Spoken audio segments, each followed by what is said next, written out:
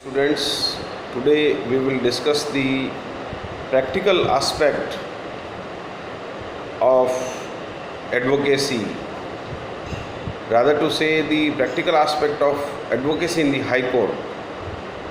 Since I have experience of more than 4 years of experience as an advocate in practicing in the High Court, therefore I will share my experience and the basic learnings of the how to classify the codes in the High Court. प्यारे विद्यार्थियों, आज हम जो discussion करने जा रहे हैं वो आपको किसी भी बुक्स में या किसी टेक्स्ट बुक में ये चीज़ें नहीं मिलेगी, क्योंकि जब हम बात करते हैं हाई कोर्ट में वकालत करने की तो कई बार जो है वो जब स्टूडेंट्स LLB करने के पश्चात अपना जब सनद लेते हैं और जब वो हाई कोर्ट में अपीयर होते हैं तो कई बार उन्हें बहुत सारी प्रॉब्लम्स फेस करनी पड़ती है या प्रॉब्लम्स उनके सामने आती है, क्योंकि देखिए there is a difference between the law in books in law in action.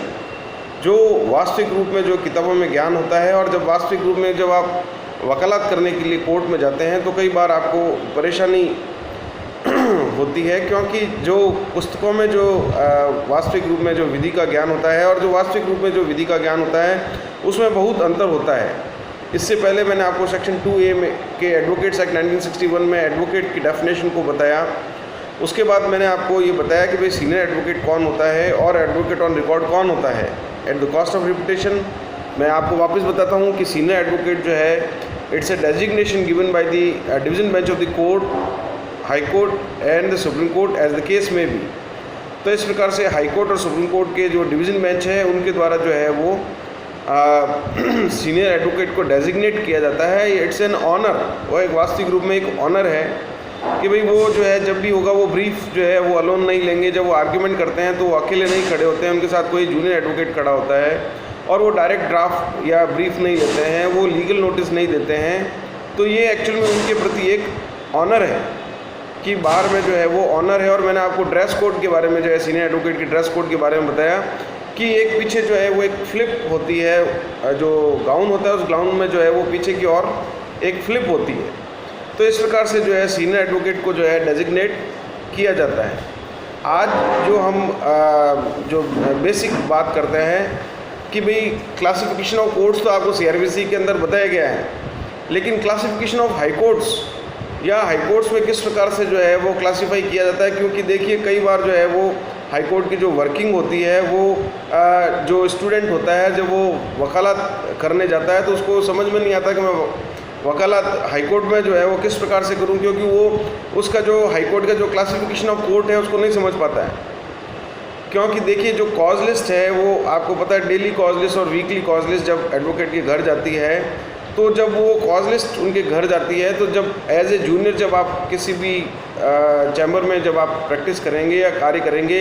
या एज एन इंडिपेंडेंट लॉयर भी जब आप कार्य करेंगे तो और अगर आपने जो है कॉज लिस्ट को घर पर मंगवाया है तो कॉज लिस्ट को आपको पढ़ना भी आना चाहिए, उसको क्लासीफाई भी करना आना चाहिए। अगर आपको कॉज लिस्ट को क्लासीफाई करना नहीं आता है तो बहुत सारी प्रॉब्लम्स जो है वो उठती है। वो आप अपने उन केसेस को, चाहे तो आप नेट पर भी अगर आप उन केसेस को देखेंगे, चाहे आप उसको कॉज लिस्ट को ऑफलाइन भी देखेंगे, तो आपको उसको क्लासीफाई करने में दिक्कत आएगी। क्लासीफाई का मतलब ये है कि आपको जो है पता लगाना होगा कि कौन से कोर्ट में जो है मेरा केस लगा हुआ है। तो देखिए इस प्रकार से जो है वो मोटे मोटे तौर पर जो है सिंगल जज बेंच जो है वो दो प्रकार की कोर्ट में जो है वो क्लासीफाई होता है। एक होता है SB सिविल रिट पिटिशन और दूसरा होता है SB सिविल मिसलेनियस पिटिशन। तो SB सिविल रिट पिटिशन में नॉर्मली जो है वो सर्विस से रिलेटेड जो मैटर्स हैं वो जो है वो सुने जाते हैं, जो कंसर्न जज होगा वो उनको सुनेगा। इसी प्रकार से SB सिविल मिसलेनियस पिटिशन के तहत जो है वो जो अदर देन जो सर्विस रिट के जो मैटर्स हैं, चाहे तो वो RFC के हों, चाहे वो रिको के हों, चाहे वो दूसरी यूनिवर्सिटी से जो रिलेटेड मैटर्स हैं, उन सभी मैटर्स को जो है वो क्लासीफाई किया जाता है SB सिविल मिसलेनियस पिटिशन के तहत। तो इस प्रकार से जो है वो आपको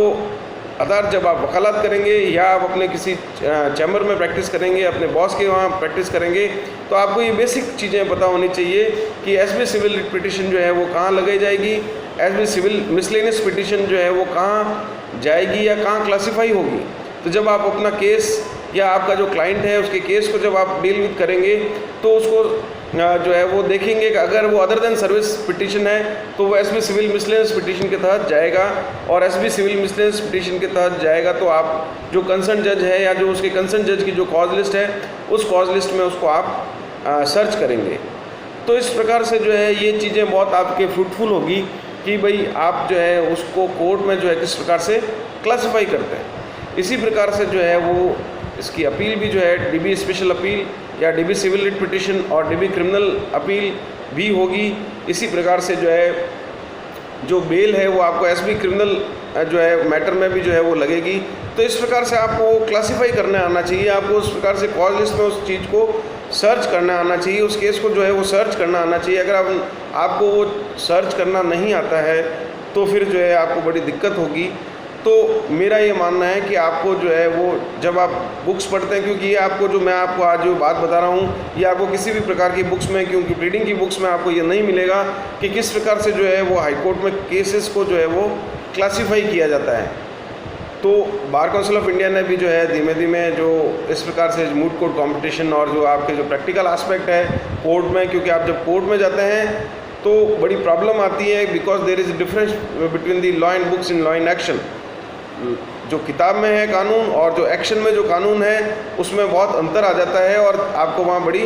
प्रॉब्लम्स आती है, बड़ी दिक्कत आती है। कई बार स्टूडेंट आके कहते हैं हमको तो वहाँ की वर्किंग समझ में नहीं आ रही है। वो वर्किंग इसलिए समझ में नहीं आ रही क्योंकि आपको जो है ये जो सबसे पहला जो चीज़ है, सबसे फाउंडेशन जो चीज़ है क्लासिफिकेशन ऑफ कोर्ट, या कोर्ट में जो है केसेस को किस प्रकार से क्लासिफाई किया जाएगा। जब आप प्रेजेंटेशन करते हैं वहाँ कोर्ट में अपने केसेस को, तो आपको उसको क्लासिफाई करना आना चाहिए कि अगर वो सर्विस मैटर का जो केस है तो उस पर एसबी सिविल रिट पिटीशन के तहत जो है आप उसको पेश करेंगे। अगर वो अदर देन सर्विस मैटर का है, जैसे कि मैंने आपको बताया रिको, आरएफसी या मान लीजिए दूसरे यूनिवर्सिटी का मैटर है, तो उसको एसबी सिविल मिसलेनियस पिटीशन के तहत जो है वो दायर किया जाता है। Thank you.